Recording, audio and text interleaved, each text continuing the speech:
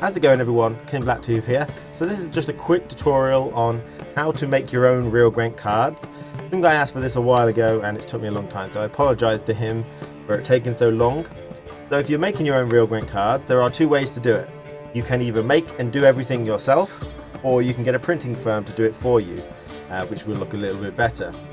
So first off, the first thing you'll need is to go onto a website and get all the cards, and most of them are put down. As you can see, we've got 3 Bright Frost, 3 Clear Weathers and stuff like that, and get all the cards that you'll need, and I'll put links to that in the description below. I've got my own Skellige ones which I will add to there as well that I made.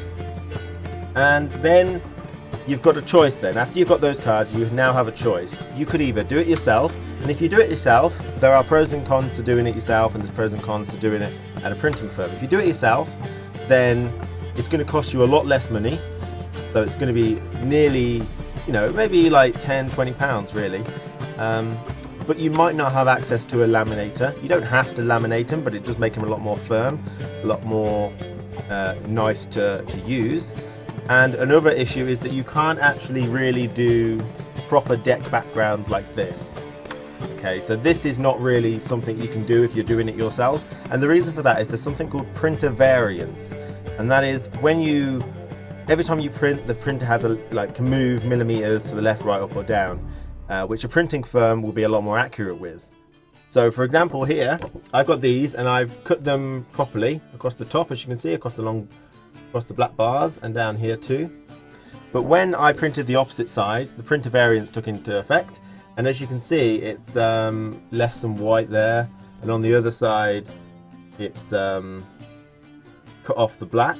And so if I actually did cut these out properly, they would all be wrong on the back, so it wouldn't match up. So it doesn't look that great doing that. So that's why my particular decks have just a generic black background on them with just some witchery looking things. I'll just show you like that. So that means no matter where I cut it, it still works a little bit. I made that myself. I'll put a link to that again if you want it, if you plan on making them yourself. The other option is to go to a printing firm. And a printing firm, there's a good one here. It's called makeplayingcards.com. You can find many other ones that do it.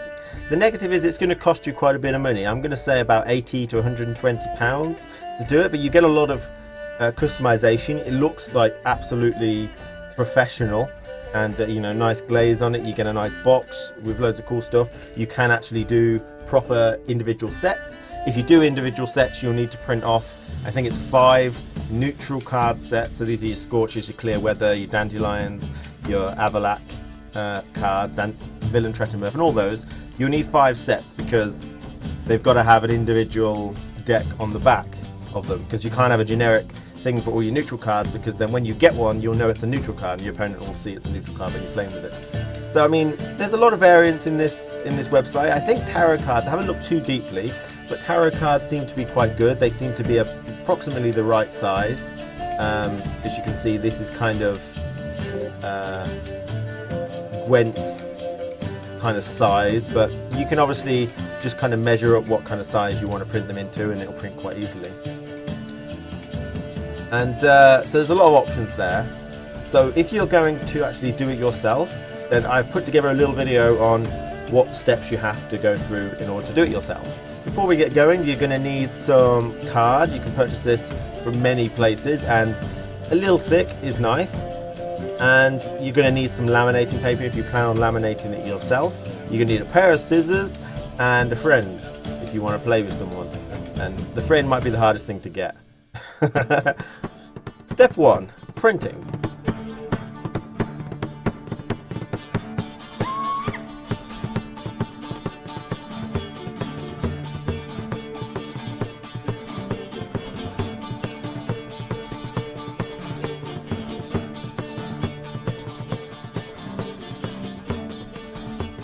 No!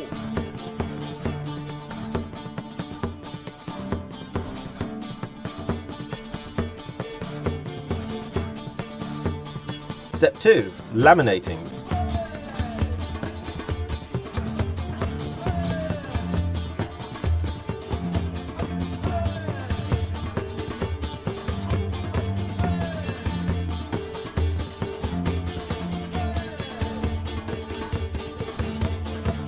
A few moments later. 12 seconds later.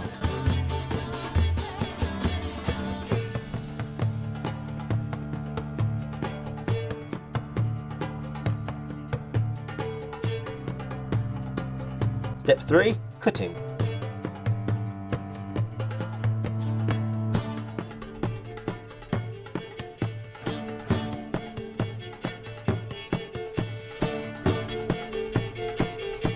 Step 4, playing with your friend.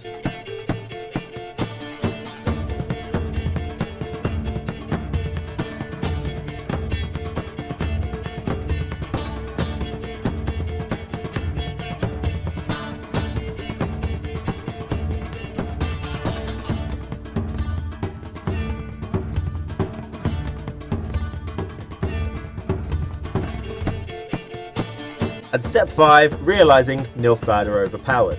Fuck this shit, man. So thanks for watching, everyone. I hope you enjoyed it. If you've got any questions, anything I didn't quite go over, or you want to ask any more questions you're unsure of, then feel free to do so. I'll try and answer them. Remember, I'm going to put the links to the card pages in the description below and host them somewhere. And yeah, enjoy your real Gwents.